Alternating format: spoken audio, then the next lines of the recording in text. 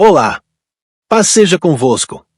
O estudo da teologia sistemática é a maneira como organizamos e compreendemos, de forma coerente e ordenada, as verdades reveladas na Palavra de Deus. Nosso tema de hoje é um dos mais fascinantes e essenciais para a nossa fé, a natureza de Deus. Especificamente, vamos nos aprofundar nos atributos morais de Deus, ou, como o nosso livro-texto chama, os atributos compartilhados. A distinção entre os atributos de Deus é fundamental. Existem os atributos incomunicáveis, que pertencem exclusivamente a Ele, como a onipotência, a onisciência e a onipresença. E existem os atributos comunicáveis, que são aqueles que Deus compartilha, de certa forma, com a humanidade. Fomos criados à sua imagem e semelhança, o que nos torna seres morais, intelectuais e espirituais capazes de refletir o caráter de Deus, embora de maneira imperfeita. O objetivo desta aula não é apenas acumular conhecimento sobre quem Deus é, mas nos levar a uma reflexão profunda sobre como a nossa vida e o nosso caráter se comparam ao seu. Vamos explorar a sua santidade, justiça, fidelidade, misericórdia, amor e bondade. Ao final, a minha esperança é que, ao compreendermos mais sobre o caráter de Deus, sejamos desafiados a uma vida de maior santidade e compromisso com o Evangelho. Que este estudo nos inspire a viver de tal maneira que a bondade de Deus seja visível através de nossas ações e que a nossa adoração seja uma resposta genuína ao seu caráter. Que o Espírito Santo nos ilumine e nos guie em cada passo desta jornada. Vamos começar nossa aula.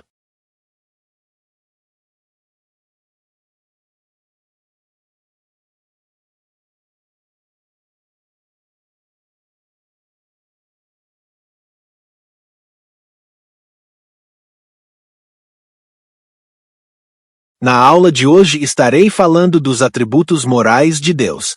Este é um tema fundamental da teologia sistemática. A Bíblia nos ensina que Deus tem atributos que são exclusivamente seus, como a onipotência, onisciência e onipresença. Esses são os chamados atributos incomunicáveis.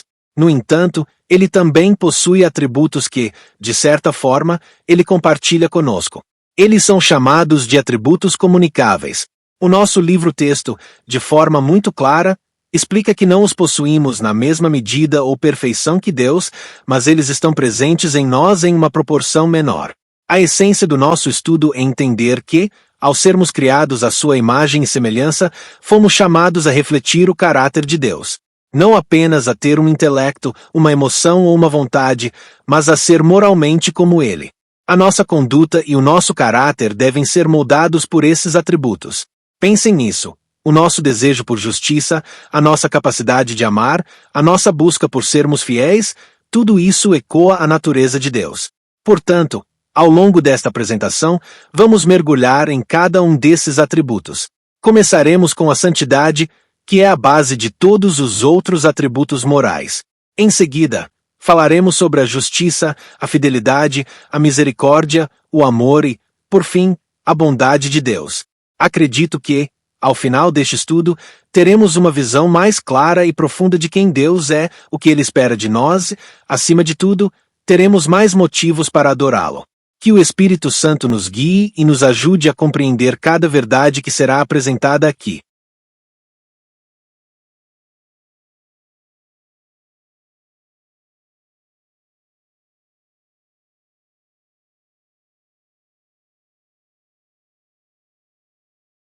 O primeiro atributo que vamos abordar é a santidade de Deus. A santidade é a natureza essencial de Deus. O livro-texto define isso de forma muito clara ao dizer que ser santo significa estar separado e absolutamente puro, não podendo tolerar o pecado. Isso não é apenas uma característica, é a própria essência de quem Ele é. A santidade de Deus é o alicerce sobre o qual todos os seus outros atributos morais se sustentam. Para entender isso, é crucial olharmos para a etimologia da palavra. No hebraico, a palavra kadosh significa marcado, separado, cortado, no sentido de ser removido do uso comum ou profano. Já no grego, a palavra agio significa dedicado, sagrado, reservado para o serviço de Deus. Ambas as palavras nos apontam para a mesma verdade. A santidade é a separação do que é impuro para ser consagrado ao que é puro e sagrado. Para nós, Como cristãos, essa verdade tem uma aplicação prática e profunda. A Bíblia nos exorta: sede santos, porque eu sou santo. 1 Pedro 1 versículo 16. Isso não significa que podemos nos tornar divinos ou perfeitos em nós mesmos, mas sim que devemos ser separados do pecado, da corrupção do mundo e do que é profano. Devemos nos consagrar a Deus, dedicando nossas vidas, nossos pensamentos e nossas ações a Ele. A santificação é um processo contínuo em que o Espírito Santo trabalha em nós para nos conformar à imagem de Cristo, separando-nos do mal e nos purificando.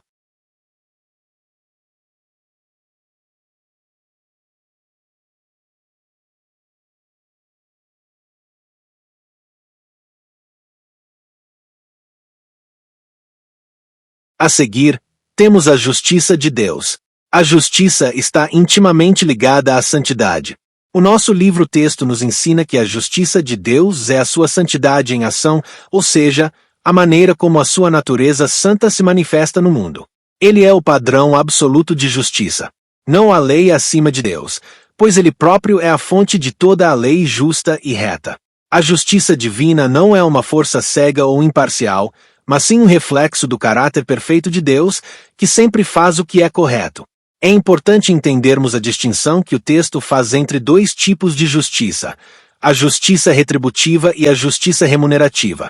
A justiça retributiva é a que aplica a lei, dando a cada um o que é devido. Isso inclui tanto a punição para o mal quanto a recompensa para o bem.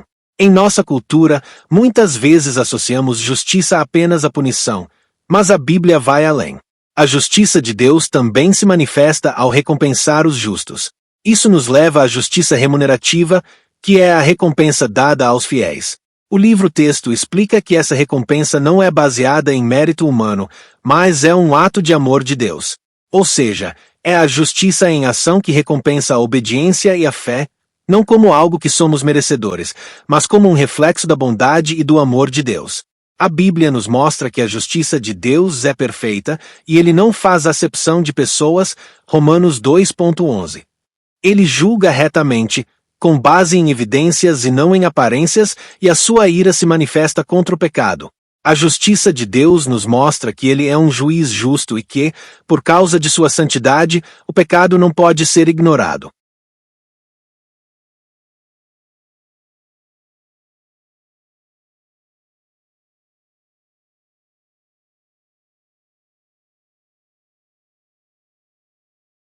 O próximo atributo é a fidelidade de Deus. A fidelidade é a confiabilidade inabalável de Deus. O livro-texto nos afirma que Deus não pode falhar ou mentir. Isso é crucial para a nossa fé. A fidelidade de Deus é a garantia de que as suas promessas não são apenas palavras vazias, mas realidades que se cumprirão. A fidelidade de Deus é um refúgio para nós. Em um mundo onde as pessoas frequentemente quebram suas promessas e a confiança é frágil, podemos nos agarrar à certeza de que Deus é fiel. A sua fidelidade se manifesta em toda a história da salvação, desde as alianças com Abraão, Moisés e Davi até a nova aliança em Cristo. O Salmo 89, por exemplo, é um cântico à fidelidade de Deus. O salmista repete várias vezes a ideia de que a fidelidade de Deus se estabelece nos céus e permanece de geração em geração. O nosso texto nos lembra que a fidelidade de Deus é uma prova de seu caráter e de sua onipotência.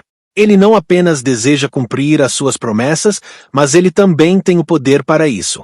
A Bíblia está repleta de exemplos da fidelidade de Deus. Ele foi fiel em libertar Israel do Egito, em cumprir as profecias sobre o Messias e em ressuscitar Jesus de entre os mortos. A fidelidade de Deus nos inspira e nos desafia. O livro-texto diz que a fidelidade é um atributo que Deus espera que seus filhos também reflitam.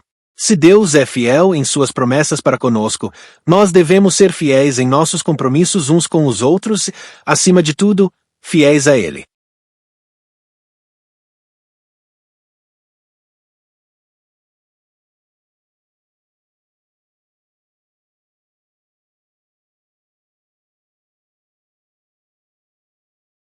Agora, vamos falar sobre a misericórdia de Deus. A misericórdia é a bondade de Deus em ação.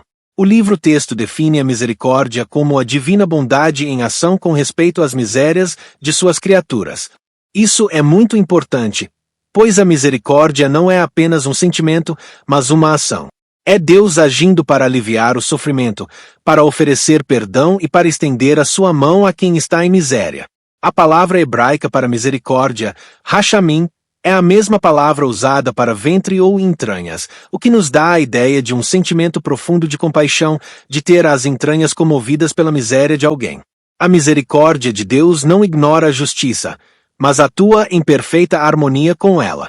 O texto nos diz que a misericórdia é a maneira como Deus lida com as consequências do pecado em uma lamentosa situação. É a bondade de Deus que não dá ao pecador aquilo que ele merece. A Bíblia está repleta de exemplos da misericórdia de Deus. Pensem na libertação de Israel da escravidão no Egito, nas curas de Jesus, na parábola do filho pródigo. O maior exemplo, no entanto, é a cruz. A cruz é o lugar onde a justiça de Deus, que exige a punição do pecado, e a misericórdia de Deus, que deseja perdoar, se encontram. Ali, na cruz, a justiça de Deus foi satisfeita e a sua misericórdia foi derramada sobre a humanidade. Portanto, a misericórdia de Deus é a prova do seu amor por aqueles que estão em miséria, seja ela espiritual ou emocional. É o atributo que nos dá esperança, sabendo que, apesar de nossos pecados e falhas, Deus nos oferece o perdão e a oportunidade de recomeçar.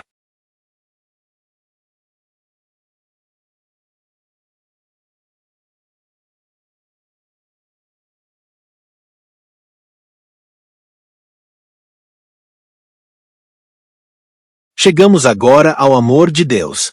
De todos os atributos de Deus, o amor é aquele que a Bíblia destaca como sendo a própria essência do seu ser. O livro de 1 João 4.8, que o nosso texto cita, diz: Deus é amor. Isso significa que o amor não é apenas algo que Deus faz, o amor é quem Ele é. O amor divino é diferente do amor humano. Ele é incondicional e sacrificial. O texto nos lembra que, no Novo Testamento, a palavra grega agape é usada para descrever esse amor. Ágape é um amor que se move por decisão, não por um mero sentimento. É um amor que não espera recompensa, que se doa e se entrega completamente pelo bem da pessoa amada. A dimensão do amor de Deus é infinita. A Bíblia nos mostra que o amor de Deus se manifesta em sua benevolência, sua boa vontade para com todos, em sua graça, seu favor imerecido, e em sua misericórdia, sua compaixão pela nossa miséria. O amor de Deus é a base de toda a sua interação conosco.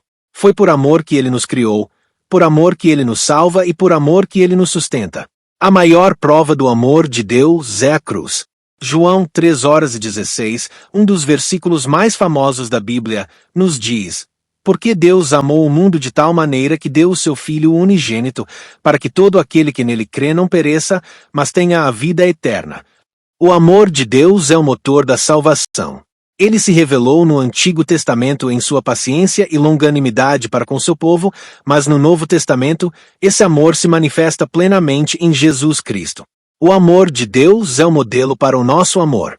Como o texto nos desafia, somos chamados a amar, valorizar, estimar e nos doar uns pelos outros, refletindo esse amor perfeito em nossas vidas.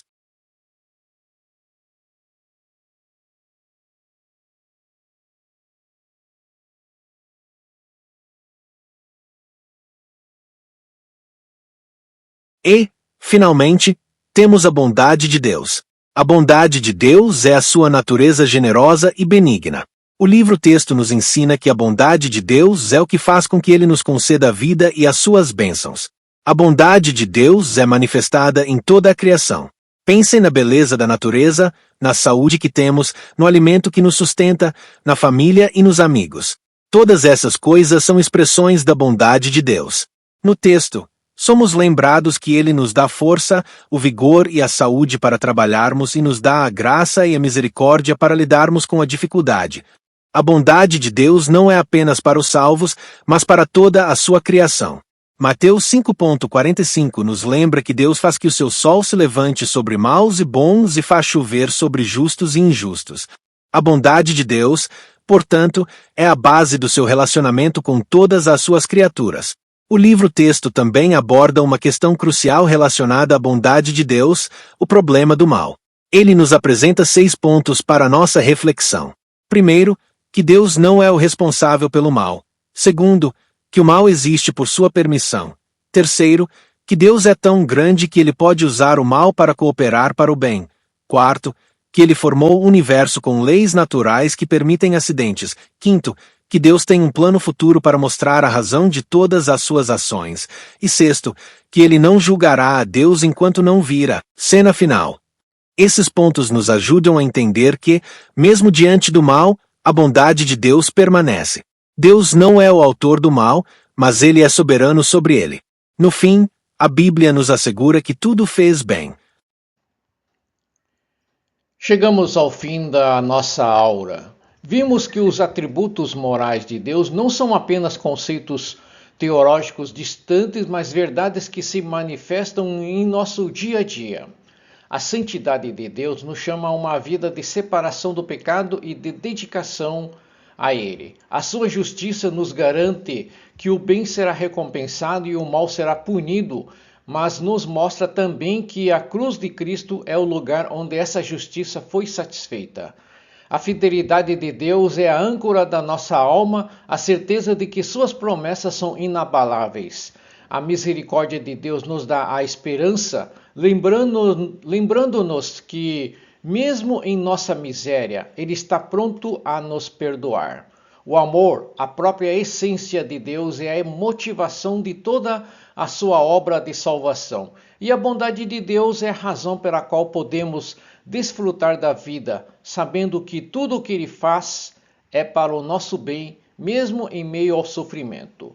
Como cristãos, a nossa resposta a esses atributos não pode ser apenas intelectual. O nosso coração deve ser comovido. Ao conhecermos a Deus mais profundamente, a nossa adoração se torna mais genuína e o nosso desejo de imitar seu caráter se torna mais forte.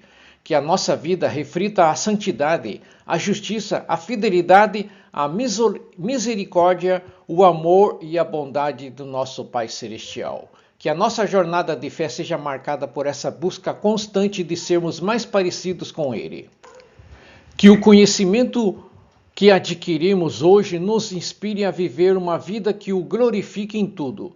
Que o Espírito Santo continue a obra de santificação em nós para que a cada dia o nosso caráter reflita mais do que caráter de Deus.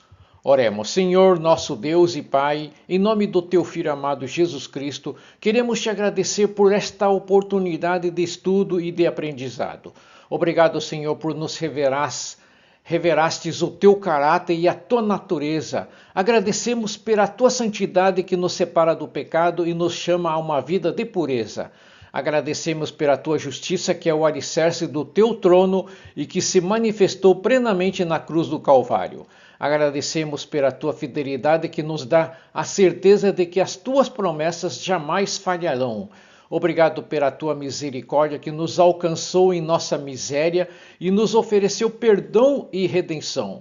E acima de tudo, Pai, obrigado pelo Teu amor, que é a própria essência do Teu ser e que nos salvou por meio de Jesus Cristo. Obrigado pela Tua bondade que se manifesta em cada detalhe de nossa vida. Pedimos, Senhor, que este conhecimento não seja apenas teórico, mas que transforme o nosso coração. Ajuda-nos a refletir o Teu caráter em tudo o que fizermos. Capacita-nos com o Teu Espírito Santo a viver uma vida de santidade, justiça e fidelidade. Que o nosso amor por Ti e por nosso próximo cresça a cada dia. Que a nossa vida seja um testemunho da Tua bondade e misericórdia para o mundo. Abençoa cada um dos nossos irmãos aqui presente. Guarda-nos e guia-nos em nossa jornada. Que tudo seja feito para a Tua honra, Tua glória e todo louvor. Em nome de Jesus Cristo. Amém.